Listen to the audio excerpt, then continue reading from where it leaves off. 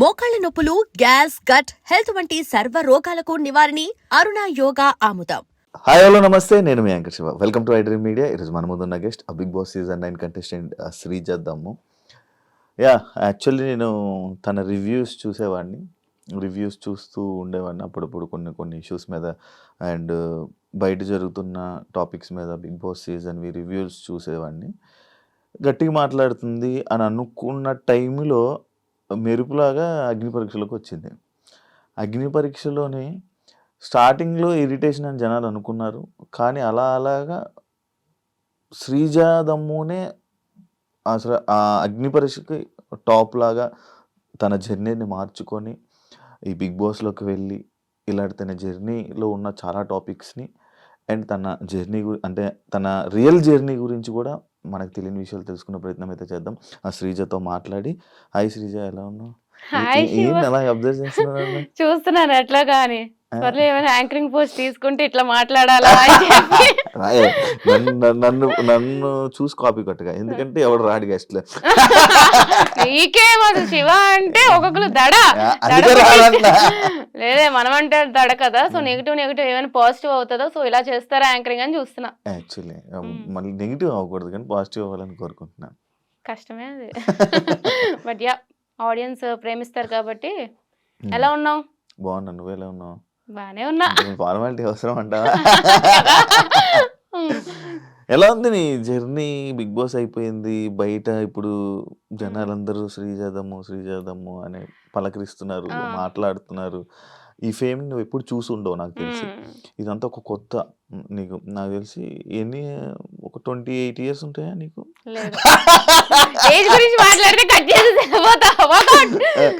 అయితే ఇన్ని ఇయర్స్ లో నీకు సడన్ గా ఈ ఫేమ్ వచ్చింది కదా, ఎంజాయ్ చేస్తున్నావా? ఎంజాయ్ అంటే ఏం లేదు, నాకు పెద్దగా ఏం అనిపించట్లేదు. ముందు ఎట్లా ఉన్నానో ఇప్పుడు కూడా అట్లానే ఉన్నా. కానీ ఏంటంటే ఇప్పుడు బయటికి వెళ్ళినప్పుడు గుర్తుపడుతున్నారు, ఆబ్వియస్లీ గుర్తుపట్టి సెల్ఫీ ఇవ్వక్క, నువ్వు బాగా ఆడేవక్క అంటే అబ్బా ఫోన్లే హ్యాపీగా ఉంది. అంటే నేను నచ్చలేని వాళ్ళు వచ్చి అయితే నా దగ్గర సెల్ఫీ అడగరు కదా. సో నచ్చిన వాళ్ళు వచ్చి నువ్వు బాగున్నావు అక్క, బాగా ఆడవంటే అబ్బా చాలే అనుకున్నాను, అంతే. సో బాగుంది. నచ్చని వాళ్ళు నీ దగ్గర డైరెక్ట్ గా వచ్చి చెప్పారా? లేదు, చెప్పలేదు, అలా చెప్పరు కదా. కానీ ఎవరైనా నీ ముందు ఫోటో దిగకుండా వెళ్ళిపోయిన వాళ్ళు ఉన్నారా? చూసి గుర్తుపట్టి చాలా మంది ఉంటారు. అందరూ దిగాలని రూల్ లేదు కదా, చాలా మంది ఉంటారు. అట్లా సిచువేషన్ ఎదురయ్యిందా అని అంటే లేదనుక జనరల్ గా అంటారే శ్రీజాదమ్ము అంటారు, వాళ్ళ పని వాళ్ళు చూసుకుంటారు. ఇది ఎంత కొత్తగా ఉంది, లైఫ్ అంతా బాగుంది, నార్మల్. సాఫ్ట్వేర్ జాబ్ మానేసావా? మానేసే కదా, రేపు బిగ్ బాస్ హౌస్ లో అడుగు పెడుతున్నా అని తెలియకుండానే September 5th రిజైన్ చేసేసా. అని అప్పుడు మానేసావు, ఇప్పుడు మళ్ళీ జాయిన్ అవ్వలేదు? లేదు, జాయిన్ అవుతా కానీ టైం తీసుకుంటా, కానీ జాయిన్ అవుతా పక్కాగా. సాఫ్ట్వేర్ లో అయితే జాయిన్ అవుతావా? మరి ఇండస్ట్రీ దాన్ని చేయలేం కదా. సైమిల్టేనియస్లీ బ్యాలెన్స్ చేసుకుంటా, కానీ ఏంటంటే నాకు మంత్లీ ఇన్కమ్ నాకు అవసరం అనమాట చాలా. సో తెలిసిందే కదా ఈ ఇండస్ట్రీ అంటే, లైక్ మంత్లీ చెప్పలేము, అండ్ ఎంత వరకు సక్సెస్ వస్తుందో ఫెయిల్యూర్ వస్తుందో చెప్పలేము. సో నాకు ఆ రిస్క్ తీసుకోవడం ఇష్టం లేదు. ఆల్రెడీ రిస్క్ లో ఉన్నా నేను, కెరీర్ రిస్క్ పెట్టి బిగ్ బాస్ హౌస్ లోకి వెళ్ళినా 6 months గ్యాప్ వచ్చింది, కానీ వెళ్తా సాఫ్ట్వేర్ లోకి అయితే పక్కా వెళ్తా. అగ్ని పరీక్ష గురించి మాట్లాడుకుందాం. ఏదో నీకు రాదని తెలిసి అప్లై చేసావా, లేదు నేను ఇది కొడతానని అప్లై చేసావా? లేదు, నాకు తెలుసు ఎట్లయినా సరే నేను బిగ్ బాస్ హౌస్ లోకి వెళ్తాను అని నాకు అనిపించింది. నేను లాస్ట్ ఇయర్ నుంచి మేనిఫెస్ట్ చేస్తున్నా, మేలో రాసుకున్నాను నా జర్నల్లో, this year I'll be going to Bigg Boss house అని చెప్పి వెళ్తాను అని చెప్పి మేనిఫెస్ట్ మేలో. సో మేలో కట్ చేస్తే జూన్ లో నాకు కామనర్స్ ఓపెన్ అని చెప్పారు అనమాట. సో కామనర్స్ ఓపెన్ అనగానే అప్లికేషన్ పెట్టాను. సో సెలెక్ట్ అవుతానని అనిపించింది నాకు ఎక్కడో దగ్గర. ఐ నో లైక్ ఎంతో మంది లైక్ ఓపెన్ గా వెళ్ళారు కదా, అమ్మాయిలు మోస్ట్లీ కొంచెం వెళ్ళారు కదా. సో నాకు తెలిసి వెళ్తాను అని చెప్పి వెళ్ళాను. అట్లానే అగ్ని పరీక్షకే ఐ నో, నాకు తెలుసు అనే వర్డ్స్ ని నువ్వు మాట్లాడుతుంటే నాకు Bigg Boss starting episode, launch episode లో నిన్ను లాస్ట్ లోనే ఇప్పుడు సెలెక్ట్ చేస్తున్నప్పుడు, 4th లో సెలెక్ట్ చేస్తున్నప్పుడు నిన్ను వీళ్ళు తీసుకుని వెళ్తున్నారు అంటే మెంటర్స్ తీసుకుని వెళ్తున్నారు లోపలికి అని చెప్పినప్పుడు నువ్వు ఇదే డైలాగ్ కొట్టావు అనమాట. వీళ్ళు తీసారా వాళ్ళు తీసారా అది కాదు, నాకు తెలుసు నేను వెళ్తాను లోపలికి, ఇది అయితే జనాల ఓట్ల వల్లే నేను వెళ్ళానని చెప్పేసి డైరెక్ట్ గా చెప్పావు, మాట్లాడు. యాక్చువల్లీ నాకు తెలుసు నేను పక్కా హౌస్ లోకి వెళ్తానంటే, ఎందుకంటే ఎపిసోడ్స్ అప్పటికే టెలికాస్ట్ అయిపోయినాయి, తెలుస్తుంది ఆడియన్స్ ద్వారా నాకు వచ్చిన రెస్పాన్స్ తెలుస్తుంది. సో నేనైతే పక్కా ఉంటా, మిగతా ఎవరున్నా లేకున్నా. అంటే నేను అడుగుతున్న పాయింట్ ఏంటంటే, ఐ నో నాకు తెలుసు నేను అనుకుంటా జరిగిపోద్ది. దాన్ని ఓవర్ కాన్ఫిడెంట్ కాదా Sreeja? Maybe Bigg Boss house లో విన్నర్ అది ఓవర్ కాన్ఫిడెన్స్ అయి ఉండొచ్చు కానీ బిగ్ బాస్ హౌస్ లో వెళ్ళడానికి నేను చూసాను కదా మిగతా వాళ్ళ జర్నీ ఎట్లా అయింది, అగ్ని పరీక్షలో నాది ఎట్లా అయింది. So obviously it's confidence, over confidence అనను, కాన్ఫిడెన్స్ అయితే అంట. ఎందుకంటే ఓన్లీ ఆడియన్స్ ఓటింగ్ వల్ల కాదు, అక్కడ జడ్జెస్ ఒపీనియన్ ద్వారా కూడా వెళ్ళారు లోపలికి. సో ఆడియన్స్ కి నేను నచ్చకపోయినా సరే జడ్జెస్ ని ఇంప్రెస్ అయితే చేశానని నాకు అర్థమైంది అనమాట. సో నేను వెళ్తానని నాకు అర్థమైంది. So just a confidence. అంటే అదొక్కటే కాదు, ఇప్పుడు బిగ్ బాస్ లోకి స్టార్టింగ్ నేను క్వశ్చన్ అడుగుతున్నప్పుడు నువ్వు అన్న పాయింట్ ఏంటి, నాకు తెలుసు నేను ఎలాగైనా బిగ్ బాస్ సీజన్కి వెళ్తాను అంటే లైక్ అలా ముందే అనేసుకుంటుంటావు కదా, అలా మాట్లాడుకోవడం వల్లనే హౌస్ లో నీకు నెగిటివ్ వచ్చిందంటే మేబీ రావచ్చు. కానీ నేను ఎందుకంటా అంటే మేనిఫెస్టేషన్. ఓకే, యా అది నమ్ముతా. నేను చాలా గట్టిగా నమ్ముతా మేనిఫెస్టేషన్. ఇప్పుడు నేను వెళ్ళొచ్చో వెళ్ళకూడదా అంటే ఒకలా ఉంటది, నేను వెళ్తాను అని అంటే ఇట్స్ లైక్ మేనిఫెస్టింగ్. అది ఓవర్ కాన్ఫిడెన్స్ అంటే నేను మేనిఫెస్టేషన్ అంటాను. అది జస్ట్ డిఫరెన్స్.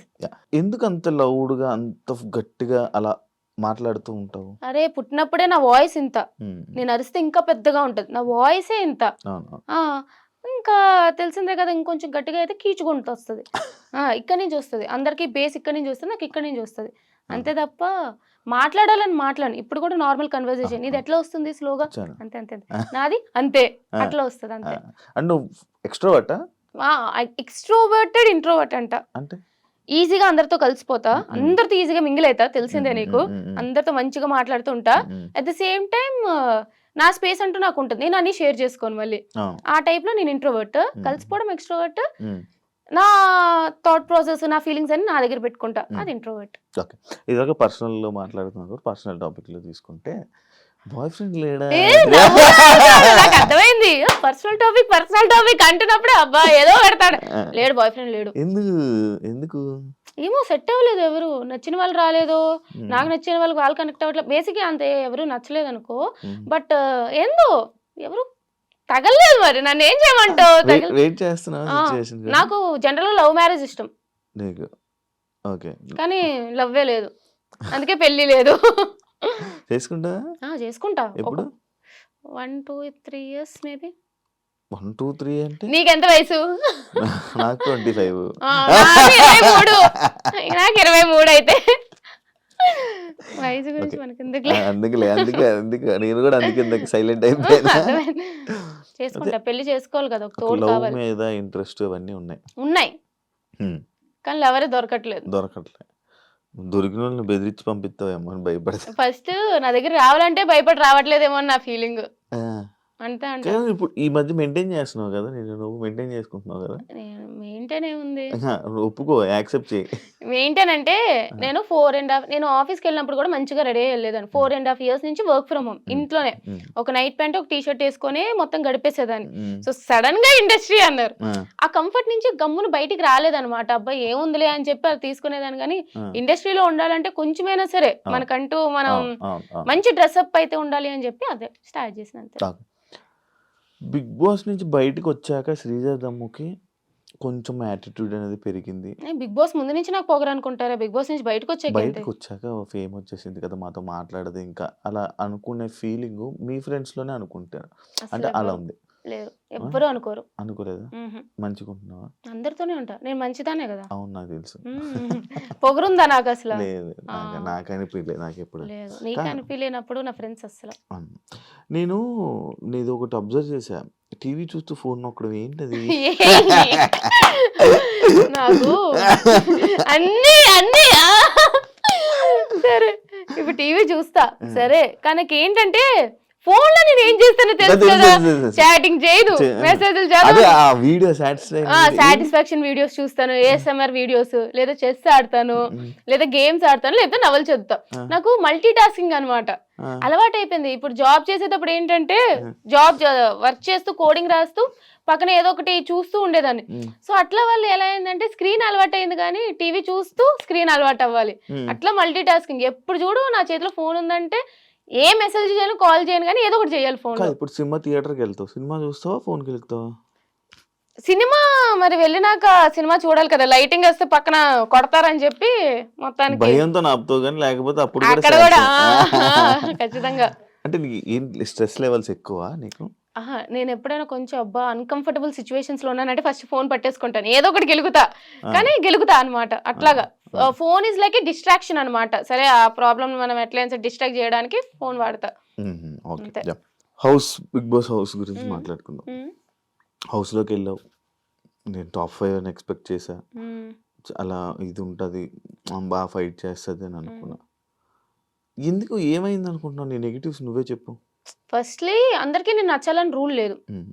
నేనెప్పుడు అది యాక్సెప్ట్ చేస్తా. హ్మ్. ఇప్పుడు నేను 'బిగ్ బాస్' హౌస్‌కి ఎళ్ళకముందు కూడా చాలా ట్రోలింగ్, కమెంట్స్ అంటే నేను ఆ! మాట్లాడే దాన్ని బట్టి అలవాటు. వచ్చేది. హ్మ్. సో, నేను పెద్ద పట్టించుకోను. హ్మ్. 'బిగ్ బాస్' హౌస్ ఏంటంటే వాస్ట్ నంబర్ ఆఫ్ ఆడియన్స్ చూస్తారు. హ్మ్. అండ్ ఫ్యామిలీ ఆడియన్స్ ఉంటారు. హ్మ్.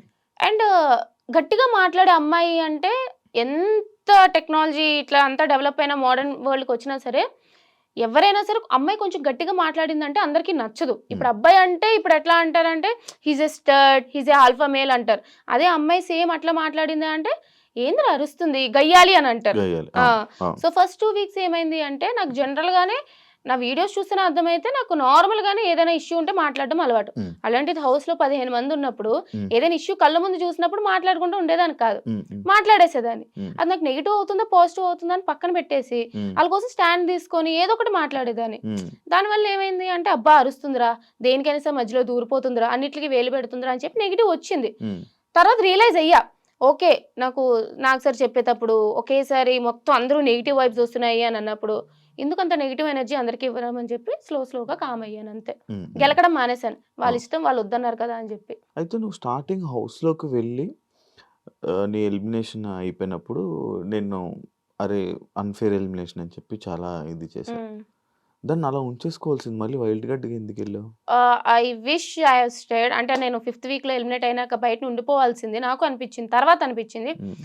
బట్ వచ్చిన ప్రతి ఛాన్స్ మిస్ చేసుకోకుండా ఉంటే బెటర్ అని చెప్పి నా ఫీలింగ్. హ్మ్. డోర్ కొట్టి వచ్చినప్పుడు ఎందుకు లక్ష్మీదేవి డోర్ కొట్టి వస్తుందంటే వెళ్ళిపో అనకూడదు కదా! ఆ! సో, 'బిగ్ బాస్' నాకు చాలా ఇష్టం కాబట్టి సరే ఫిఫ్త్ ఎలిమినేట్ అయిపోయినా. ఐ నో చాలా ఆడియన్స్ నాకు సపోర్ట్ చేశారు. హ్మ్. రీ ఎంట్రీ అంటూనే ఉన్నారు. హ్మ్. అంతమంది ఆడియన్స్ రీ ఎంట్రీ కోరుతున్నప్పుడు వాళ్ళ కోసమైనా కూడా వెళ్ళాలి కదా! అని చెప్పి 'బిగ్ బాస్' కూడా ఇష్టం కాబట్టి వెళ్ళకుండా ఉండాల్సిన తర్వాత కదా! అనిపించింది. మరి వెళ్ళాక మళ్ళీ నెగెటివ్ అయ్యింది. అవును. కదా! హ్మ్. వెళ్ళాక అనవసరంగా అంటే నువ్వు బయటకొచ్చాక చాలామంది నీ దగ్గర నుంచి కూడా ఏదో వీడియోలోనో ఎక్కడో విన్నాననుకుంటున్నా. అంటే ఆల్రెడీ బర్నీ గారు వస్తున్నారు కదా! మనల్ని తీసుకోరని. అది నువ్వు మాట్లాడావో, ఎవరు మాట్లాడారో నాకు తెలీదు. మేబీ రివ్యూవర్స్ మాట్లాడారో, లేకపోతే ఎవరు మాట్లాడారో నాకు తెలీదు.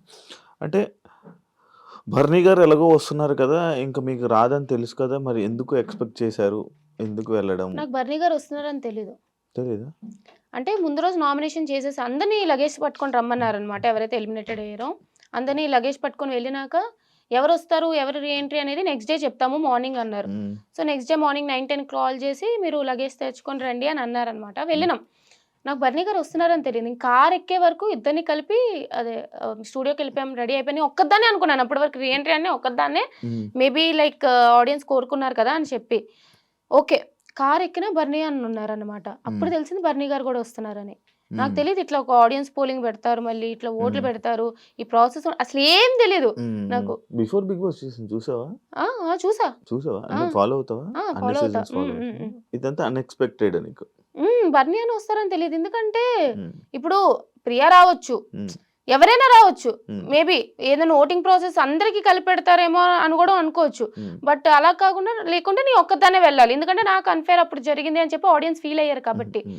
బట్ అట్లా కాకుండా నన్ను బర్నీ అన్నని పట్టుకెళ్తారని చెప్పి నాకు తెలీదు actually. Yeah! And for more videos, Please subscribe to iDream. Please subscribe to iDream. Please subscribe iDreams. And please subscribe to iDream. For more videos, subscribe to iDream.